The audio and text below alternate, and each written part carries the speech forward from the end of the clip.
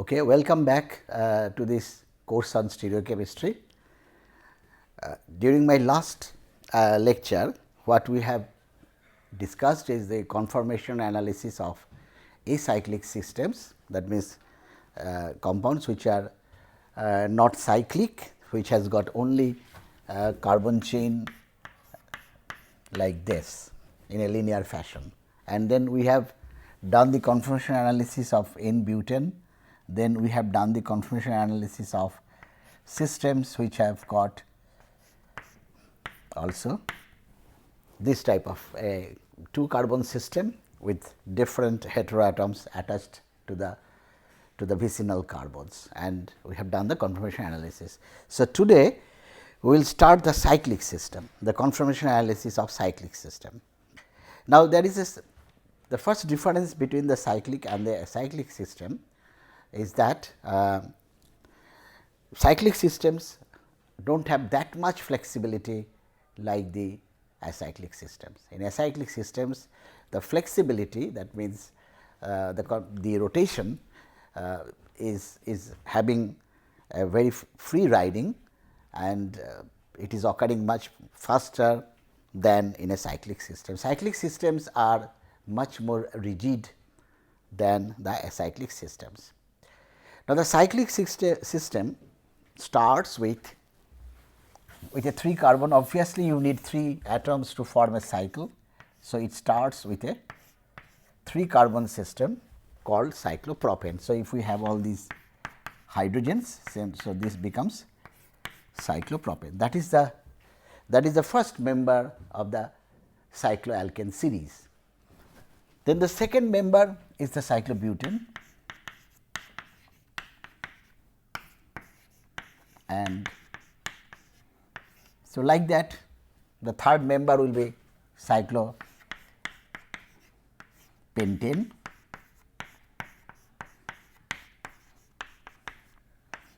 and so on. So, you can increase the size of the cycle by adding more carbon atoms in the ring. Okay. So, cyclopropane,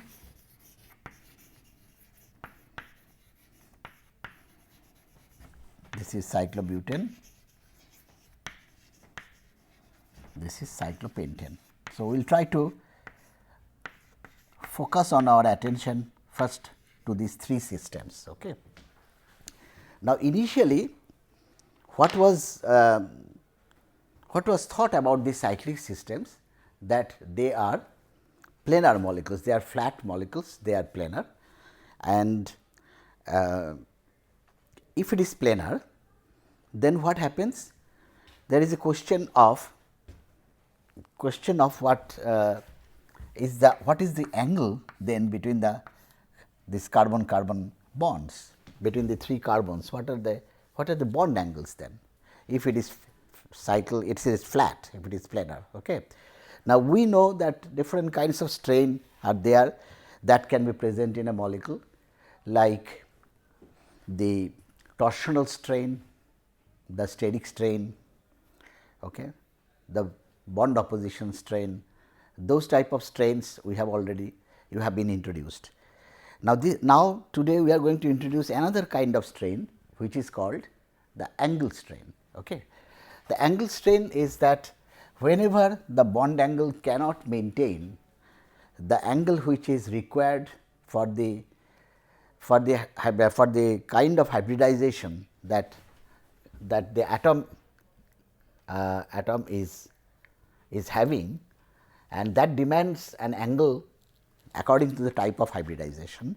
So, if the angle deviates from the angle that is demanded as per hybridization, then the molecule suffers from what is called an angle strain. I repeat again, the angle strain arises when the angle which is required as per the hybridization of the ring atom, it cannot be maintained, then the molecule will suffer from what is called an angle strain. Okay. Now, let us take this example, cyclopropane. Now, cyclopropane obviously is, as it is a 3 carbon system. So, it has to be planar, because 3 carbon system cannot be a non-planar molecule. So, the assumption that the people were having, people means scientists in those days, it is I am talking about late 19th century, when there was a scientist, his name was Bayer. You know something about Bayer's strain, Bayer's rule, those are there. So, Bayer, he was the one who proposed that these molecules, cyclic molecules are all planar, and while adapting this planar conformation, they suffer from what is called this angle strain. So, in addition to the other kinds of strain, which is the torsional strain or steric strain, it also suffers from another strain, a new concept, which is the angle strain. Again I repeat, angle strain is the strain that is imposed because the proper valency angle as per hybridization cannot be maintained in the system. Okay.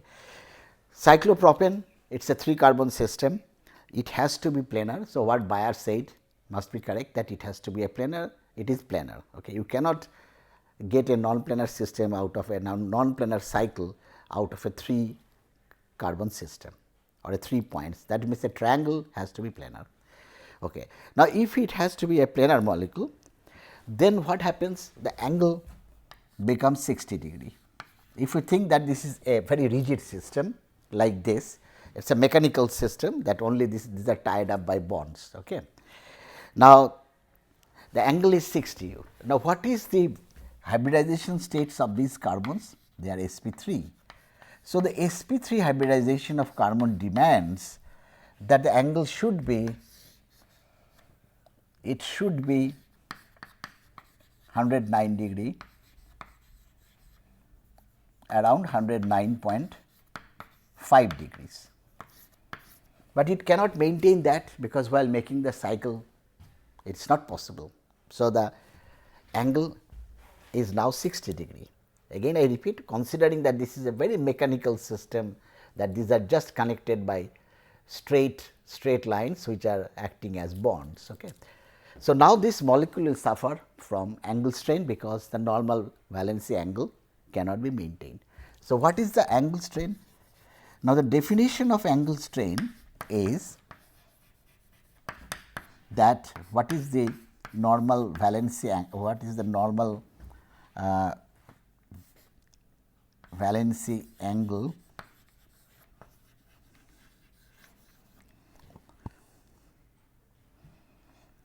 or you can say what is the normal valency angle as required by hybridization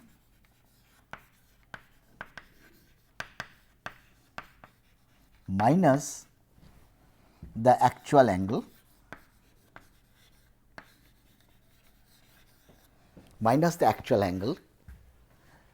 Now, this is interesting, this has to be divided by 2. So, what is the angle that is required as per hybridization? That is the normal valence angle, that is 109.5 degrees, but the angle is 60 degree as per this geometry of cyclopropane.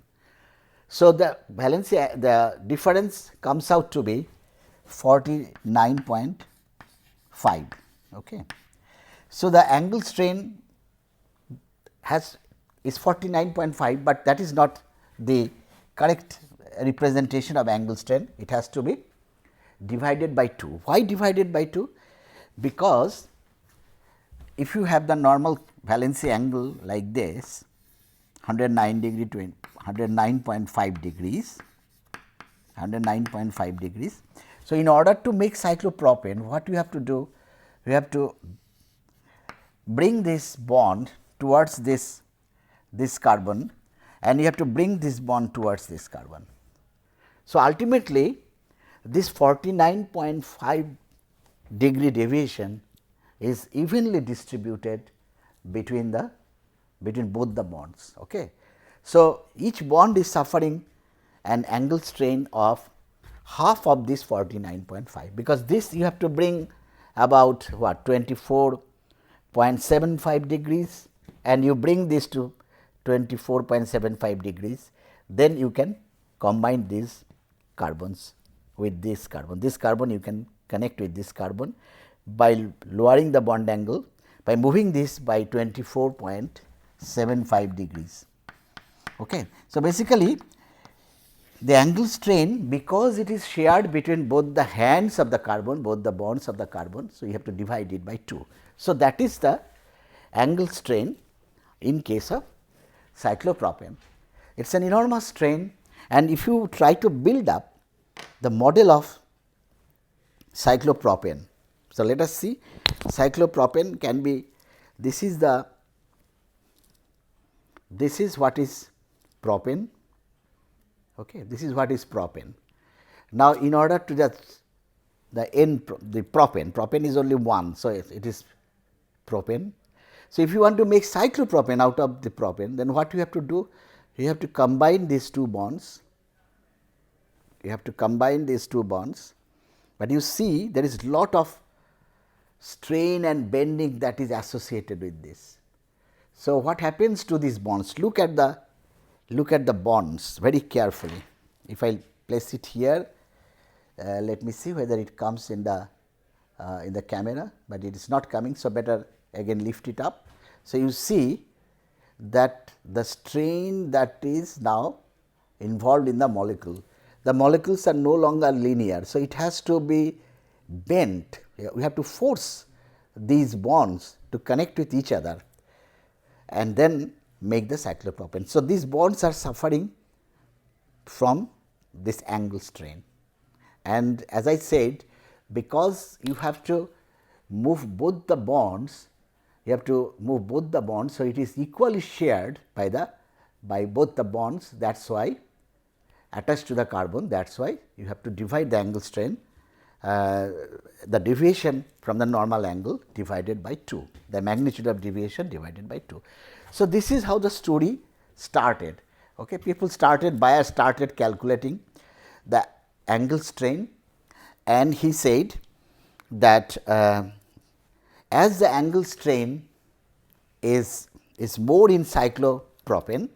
So, it is highly unstable compound, and if you make the cyclobutane now, if you consider cyclobutane, so this is cyclobutane, you see, you compare these two, you can see this, the amount of bending of the bonds is less in cyclobutane, the amount of bending in both the bonds. So, this is cyclopropane. So, you see I have forced almost the molecule is breaking apart, but in cyclobutane, you see in cyclobutane that type of strain is not present. It is still little bit bent, but it is less than the cyclopropane. Why is that?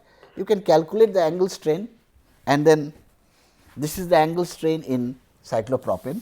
So, what happens? The angle strain in cyclobutane will be the angle strain. So, if I say A s is equal to 109.5 minus 90. Now, it is cyclobutane. So, these angles are 90, considering these are regular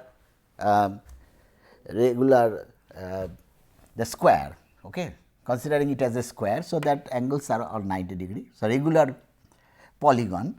So, 109.5 minus 90 divided by 2. So, that comes out to be 19.5 by 2, and finally, you see it will be 9.75.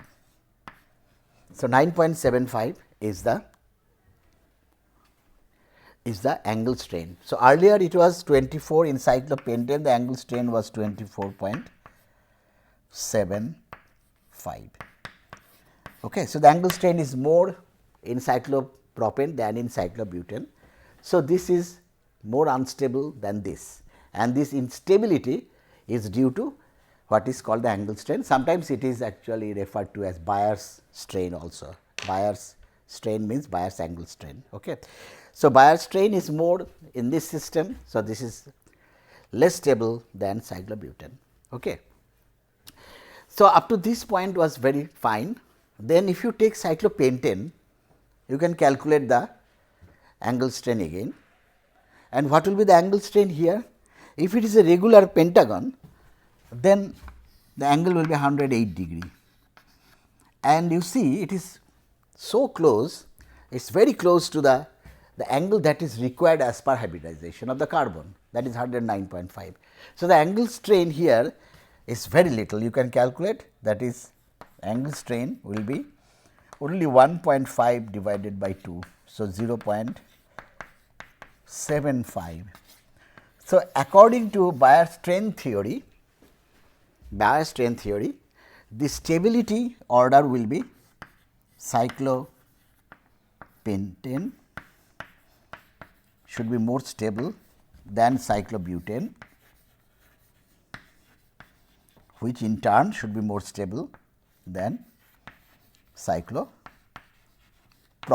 Okay. This was fine, up to this point was fine, but the problem started when you increase the size of the ring beyond 5. Okay. So, what is the next homologue of cyclopentane is the cyclohexane. So, if you now write cyclohexane, I remove the carbons just the normal way, otherwise it will take more time if I write CH2s. So, this is your cyclohexane. So, now if cyclohexane is a flat molecule, is a planar molecule, it is a regular hexagon, then the angle becomes 120. So, the angle strain will be, now the angle strain will be 109.5 minus 120 divided by 2. So, it becomes a negative quantity now, because you are now increasing the angle beyond whatever is required as per valency. So, this will be now 9.5 divided by 2, but there will be a minus sign, okay, minus, and so that will be minus 4.75. So, the angle strain, the magnitude of angle strain, whether it is positive or negative, that is not the important issue. That important issue is how much you have deviated from the normal valency angle. Okay. So, you have deviated 4.75 here, the angle strain. In case of cyclopentane, it is only 0.75. So, according to Bayer's strain theory, cyclopentane should be more than cyclobutane, that is correct, that will be more than cyclopropane in terms of stability. But what about cyclohexane? So, as per Bayer's strain theory, cyclohexane should be less stable than cyclopentane. So, again I write, so these are the calculations I write, this is the, so now the, so we can, so as per Bayer's strain theory, strain means the angle strain, cyclopentane should be more stable than cyclohexane. And if you continue to increase the number of carbon atoms, then cyclohexane should be more stable than cycloheptane. Okay. So, if you try to draw a graph about the stability of these systems, so if cyclopropane is here, then cyclobutane, then cyclopentane, then cyclohexane, then cycloheptane, cyclooctane. So, again it rises the angle strain, but in actual case that does not happen. So, up to this 3 to 5, whatever Bayer's strain theory is telling, this is followed. That means, cyclopentane is more stable than cyclobutane, cyclobutane is more stable than cyclopropane. That was followed, and that can be explained in terms of the angle strain, which was introduced by Bayer's. But then the theory falls apart if you increase the, when you increase the number of carbon atoms. And in fact, ultimately it was found that amongst all the cyclic systems, the most stable system is cyclohexane. So, the actual is, this is wrong, what is correct is the reverse. Cyclohexane is more stable than cyclopentane, then comes the cyclobutane, and cyclobutane is more stable than cyclopropane. So, here we have a problem now. So, there must be something wrong with Bayer's strain theory. Okay?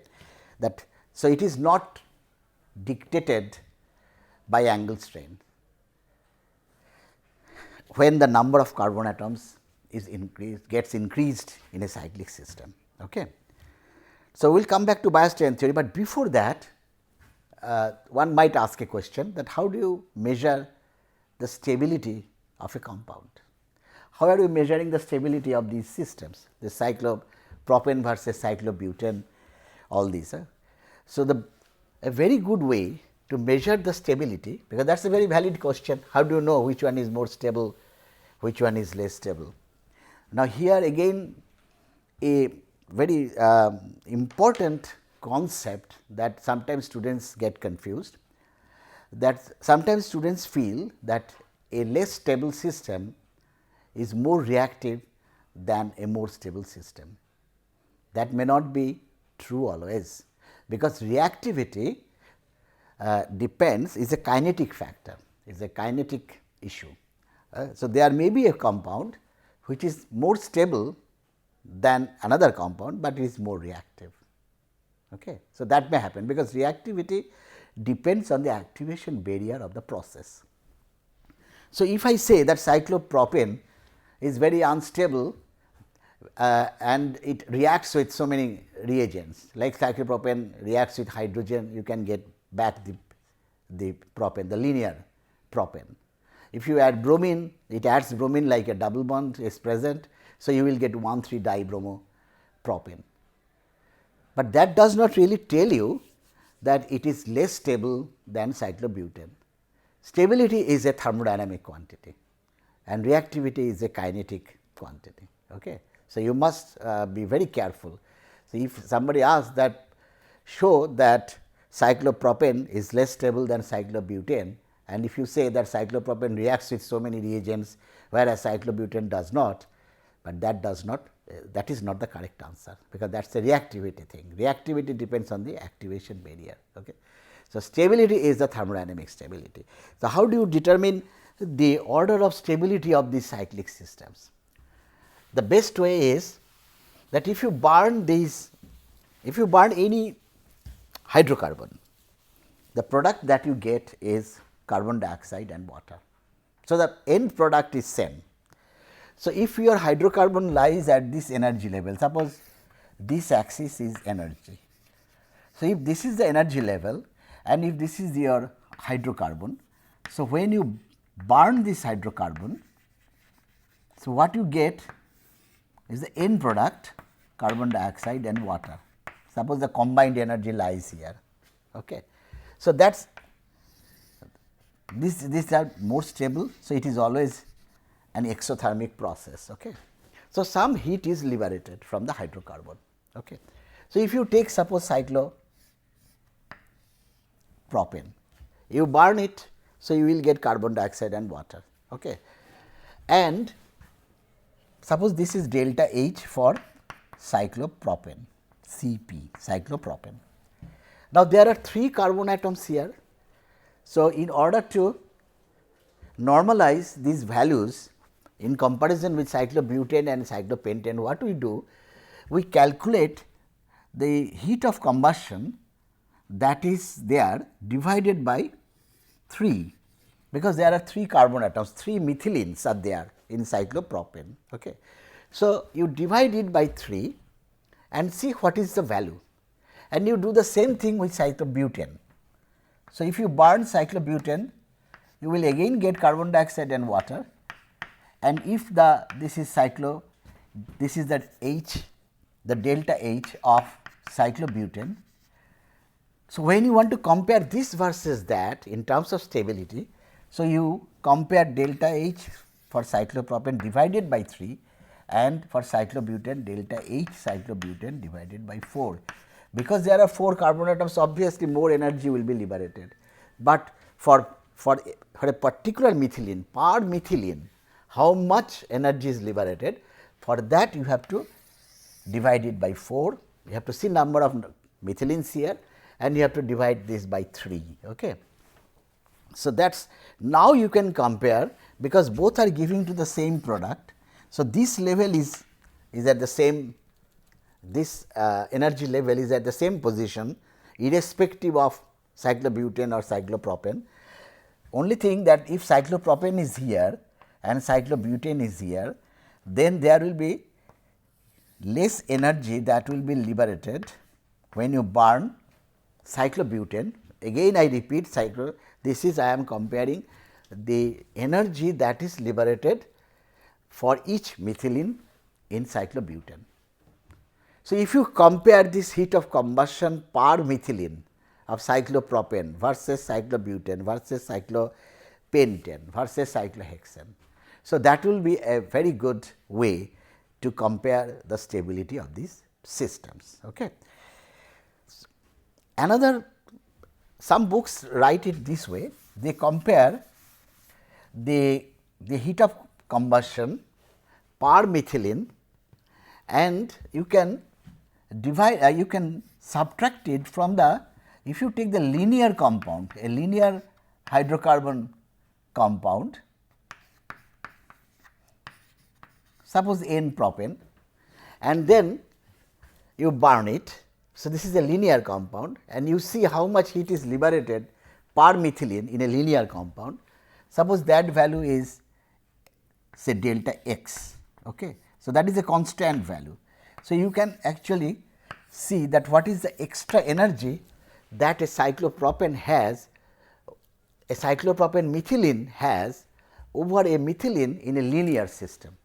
That difference also tells you about the instability of cyclopropane relative to a linear system. Okay. So, some books actually gave the values of these cyclic systems by not only saying the heat of combustion, but they do this difference.